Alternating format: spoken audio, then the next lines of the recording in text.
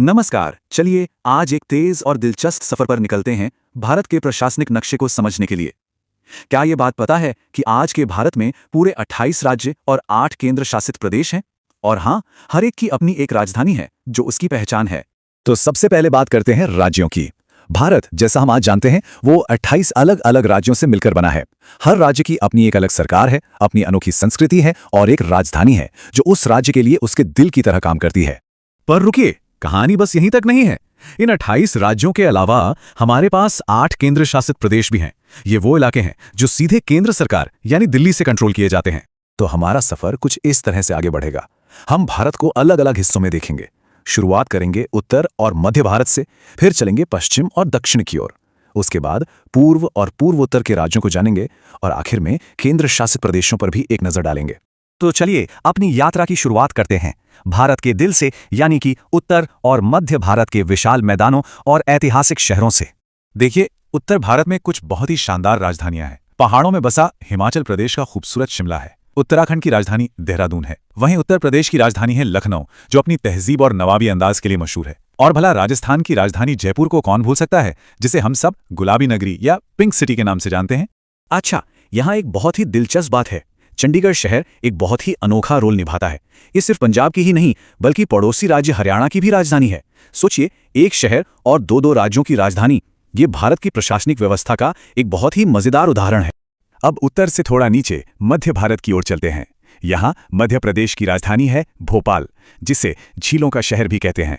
और उसके साथ ही है छत्तीसगढ़ की राजधानी रायपुर, जो बहुत तेजी से एक बड़े इंडस्ट्रियल सेंटर के तौर पर उभर रहा है। चलिए अब थोड़ा पश्चिम और दक्षिण की तरफ चलते हैं, भारत के उन इलाकों में जो अपने खूबसूरत समुद्र तटों और बड़े बड़े टेक्नोलॉजी हब्स के लिए जाने जाते हैं। पश्चिमी तट पर सबसे पहले आता है गुजरात, जिसकी राजधानी है गांधीनगर, एक बहुत ही सुनियोजित शहर। फिर है महाराष्ट्र की राजधानी मुंबई, अरे भारत का फाइनेंशियल पावर हाउस, सपनों का शहर। और गोवा की राजधानी पणजी तो है ही, जो अपने कमाल के बीच के लिए जानी जाती है। और जब बात दक्षिण भारत की हो, तो हर राजधानी की अपनी ही एक अलग कहानी है। कर्नाटक की राजधानी बेंगलुरु को तो भारत की सिलिकॉन वैली कहते हैं। तमिलनाडु की राजधानी चेन्नई एक बड़ा कल्चरल और ऑटोमोबाइल हब है। और हाँ, तेलंगाना की राजधानी हैदराबाद अपनी बिरयानी और चार मीनार के लिए दुनिया भर में मशहूर है। इनके अलावा केरल की तिरुवनंतपुरम और आंध्र प्रदेश की अमरावती भी यही हैं। अब हम अपने सफर के आखिरी हिस्से की तरफ बढ़ रहे हैं। ये रास्ता हमें ले जाता है पूर्व और भारत के बेहद खूबसूरत पूर्वोत्तर क्षेत्र की ओर। ये इलाका अपनी प्राकृतिक सुंदरता और अलग अलग संस्कृतियों के लिए जाना जाता है, जिसे प्यार से 7 सिस्टर्स भी कहते हैं। पूर्वी भारत में बिहार की राजधानी पटना है, एक ऐसा शहर जिसका इतिहास बहुत पुराना और गौरवशाली रहा है। पश्चिम बंगाल की राजधानी कलकत्ता, जिसे सिटी ऑफ जॉय के नाम से भी जाना जाता है, वाकई में भारत का सांस्कृतिक दिल है। इनके अलावा झारखंड की राजधानी रांची और ओडिशा की राजधानी भुवनेश्वर भी इसी क्षेत्र में है। और अब पूर्वोत्तर के वो राज्य जिन्हें 7 सिस्टर्स के नाम से जाना जाता है, और उनके साथ सिक्किम। यहाँ असम की राजधानी दिसपुर से लेकर नागालैंड की राजधानी कोहिमा तक, और सिक्किम के गैंगटॉक से लेकर मेघालय के शिलोंग तक, हर राजधानी अपनी अनूठी संस्कृति और दिल को छू लेने वाली कुदरती खूबसूरती की एक मिसाल है। तो ये थे भारत के 28 राज्य और उनकी राजधानियां। लेकिन अब बारी है उन 8 खास इलाकों की जिन्हें हम केंद्र शासित प्रदेश कहते हैं। भारत में कुल 8 केंद्र शासित प्रदेश हैं।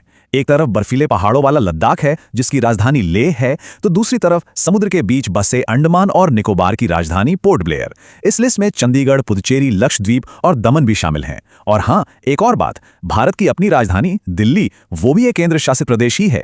और ये देखिए, एक और मजेदार बात, जम्मू और कश्मीर की एक नहीं बल्कि 2 राजधानियां हैं।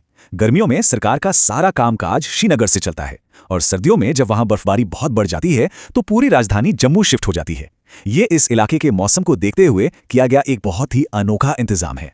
तो हमने पूरे भारत की राजधानियों का एक तरह से चक्कर लगा ही लिया। लेकिन एक बात समझनी होगी, ये सिर्फ नक्शे पर बने हुए कुछ शहर नहीं हैं। ये सिर्फ प्रशासनिक केंद्र नहीं है, बल्कि उससे कहीं ज्यादा हैं। जैसा कि बहुत खूबसूरती से कहा गया है, ये राजधानियां केवल शहर नहीं, बल्कि हमारे देश की प्रगति के केंद्र हैं। सही बात है, ये वही जगह हैं जहां देश के भविष्य की नीतियां बनती हैं, जहां से नई सोच और संस्कृति फैलती हैं, और जो लाखों लोगों के सपनों को एक नई उड़ान देती हैं। तो आखिर में एक सवाल मन में आता है, प्रगति के ये सभी केंद्र मिलकर भारत के भविष्य को आखिर कैसा आकार देंगे?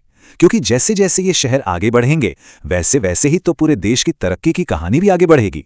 सोचने वाली बात है ना?